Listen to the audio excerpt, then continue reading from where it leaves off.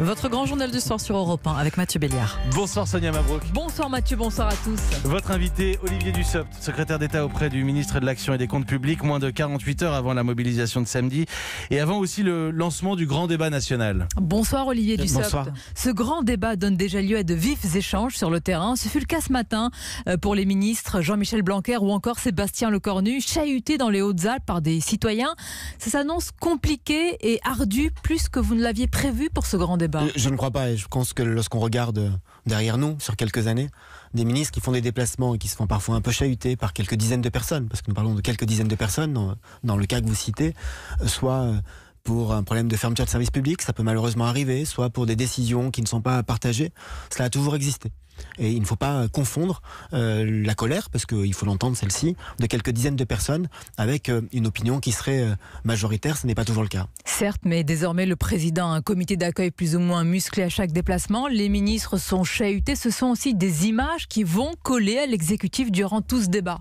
Peut-être, mais je crois vraiment que le débat va d'abord se dérouler dans toutes les communes qui le souhaiteront, à l'initiative de tous les maires qui le souhaitent, sur la base du volontariat. Nous espérons qu'il y ait des milliers de réunions. Certaines seront de taille modeste, d'autres seront plus importantes. Nous imaginons, nous pensons possible que soient organisés des formats différents, des réunions publiques sur un thème, des ateliers citoyens. Avec l'implication des ministres, peut-être vous personnellement, ce que vous comptez vous y rendre. Certains de mes collègues du gouvernement participeront, ou en tout cas assisteront à des débats, puisque l'objectif est de faire parler les Français. La nuance, pardonnez-moi Olivier Dussopt, la nuance est importante. Assister ou s'impliquer, c'est différent parce qu'un ministre n'est pas neutre, évidemment, par la force des choses dans une salle de réunion où les citoyens vont l'interroger ou parfois le prendre à partie. Et par principe, le ministre représente tout le gouvernement. Nous souhaitons par ce débat que tous les Français puissent s'exprimer. Ceux qui manifestent, ceux qui ne manifestent pas. Ceux qui ont porté un gilet jaune, ceux qui n'en portent pas ou qui n'en portent plus. Ceux qui sont engagés ou qui ne le sont pas, que ce soit un engagement syndical ou associatif.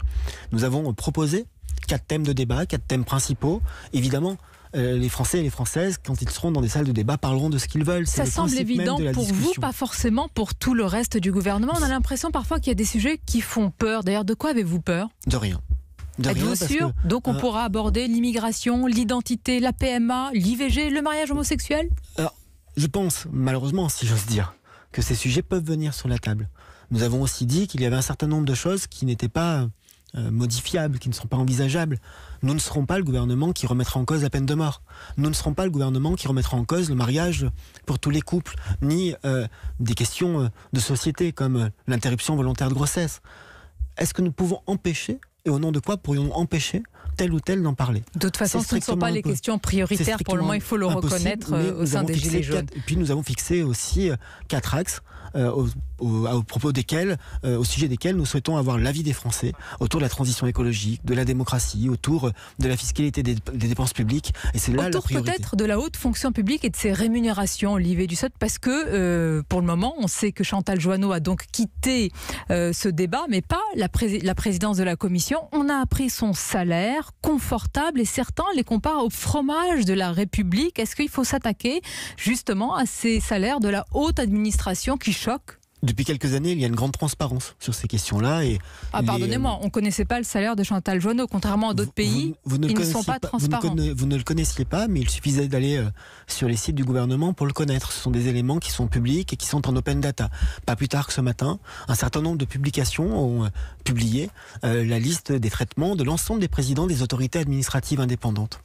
Je ne veux pas faire un cas particulier concernant la présidente de la Commission nationale du débat public. Sauf que c'est elle qui devait mener un débat notamment sur le pouvoir d'achat. Piloter le débat et le Premier ministre aura l'occasion dans les jours ou les heures qui viennent de dire qui seront les garants du débat. Vous avez d'ailleurs une idée à ce sujet, il faut un sage, un comité de sages, des gens indépendants. Il faut des gens qui soient à la fois indépendants, sages, qui soient reconnus pour cette indépendance d'esprit. C'est une perle rare, ça. Et cette sagesse. C'est une perle rare, mais nous pouvons en trouver quelques-uns. Le Premier ministre y travaille. Il faut encore que cette personne ait envie de se plonger dans ce grand débat qui ressemble au grand flou pour le moment. Ce n'est pas un grand flou, c'est un vrai challenge et c'est un bel exercice démocratique. Sur la question des hauts fonctionnaires, la transparence est là, l'encadrement est là. Je suis ministre à Bercy, au ministère de l'Action et des Comptes Publics, et nous avons mis en place, avec Gérald Darmanin, mais aussi nos prédécesseurs avaient mis en place des outils pour mieux les encadrer. Olivier, il faut ajouter une chose. Il y a la rémunération, il y a l'emploi garanti, il y a le fait qu'il y a tellement de commissions, d'instances, de comités Théodule, comme disait De Gaulle. Pardonnez-moi, mais lorsqu'on parle des présidents d'autorités administratives indépendantes, puisque c'est d'eux que nous parlons, d'abord nous ne parlons pas de fonctionnaires. Nous parlons de présidents qui ont été nommés, qui pour certains étaient fonctionnaires avant, pour d'autres ne le sont pas. Nous parlons de personnes qui sont nommées sur des fonctions avec une durée définie. Ce ne sont pas des emplois à vie, il ne faut pas laisser penser. On va dire qu'ils n'ont pas de mal à pardonnez-moi du terme, se recaser ou trouver autre chose, mais ça c'est un autre sujet. Cela dépend, mais qu'il faille de la transparence, oui, qu'il faille de l'encadrement, oui, qu'il faille veiller à ce que la rémunération des uns et des autres corresponde à l'importance et à la densité des tâches qui leur sont confiées, évidemment, et nous y travaillons, nous le faisons dans tous les ministères. Vous avez fixé tout à l'heure, vous avez rappelé les thèmes du grand débat, la suppression de la taxe d'habitation pour les 20% les plus aisés sera aussi sur la table de ce grand débat, affirmait l'Élysée. Ça veut dire que vous allez mettre en place une politique fiscale inégalitaire, Olivier Dussopt, c'est ça le risque? Rappelons l'engagement du président de la République et ce qu'il est advenu après.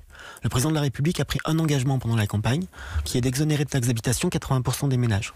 La loi de finances pour 2018 organise cela et au mois de septembre dernier, 80% des ménages ont vu leur taxe d'habitation commencer à baisser. Le Conseil constitutionnel a validé cette mesure et a dit qu'il fallait veiller à l'égalité de traitement des 20% qui ne sont pas exonérés. Et nous avions dit que nous traiterions, si on peut utiliser cette expression lorsqu'on parle de foyers fiscaux, et donc ces ménages en 2021 et 2022. Nous travaillons actuellement à la bonne façon de le faire et évidemment que cette question va être posée parce que c'est une question de fiscalité. À titre personnel, j'ai eu l'occasion de dire que j'espère et je pense opportun d'aller au bout de la suppression. Vous savez bien que parmi ces 20%, d'ailleurs quand l'Élysée dit 20% les plus riches, c'est faux parce qu'il y a beaucoup de classes moyennes dans ces 20% qui pourraient ne pas voir arriver cette suppression de la taxe d'habitation et qui trinquent beaucoup au niveau des impôts. Vous avez raison de dire qu'il s'agit de classes moyennes. Donc l'Élysée a tort. Je rappellerai même les montants qui sont concernés. Il s'agit des 20% de foyers fiscaux qui sont les moins défavorisés ou les plus favorisés. À partir de combien à partir de quel montant appartenons-nous aux 20% de foyers fiscaux les plus favorisés? Lorsqu'on est une personne seule, c'est à partir de 2500 € net par mois. Ce n'est pas être riche.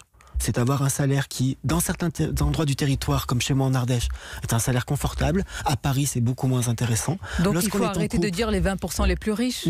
Mais faut que le gouvernement arrête de... Ce sont les foyers fiscaux qui ont les revenus fiscaux de référence parmi les 20% les plus importants.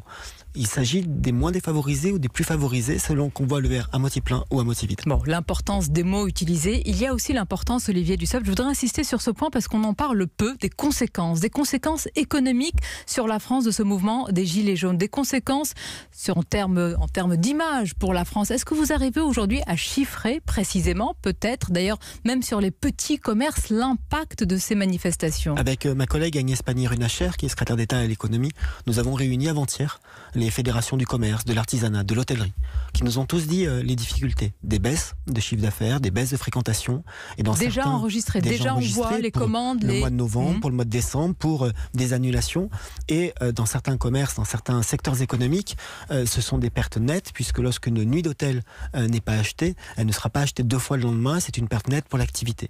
Nous avons annoncé que nous prolongions un certain nombre de mesures, notamment pour étaler le paiement des charges fiscales, des charges sociales, et mieux accompagner ces entreprises. Nous avons un deuxième indicateur que Muriel Pénicaud, la ministre du Travail, a souligné, qui dit qu'à la fin du mois de décembre, nous avions presque 60 000 personnes en chômage technique, en chômage partiel, du fait du ralentissement d'activité et des difficultés de leurs entreprises liées aux mouvements sociaux. C'est ça aussi la réalité de ce mouvement, c'est important d'en parler. Et il y a aussi l'image de la France à l'étranger. Merci Olivier Dussopt d'avoir été l'invité d'Europe 1 ce soir. Merci Sonia Mabrouk, 19h20.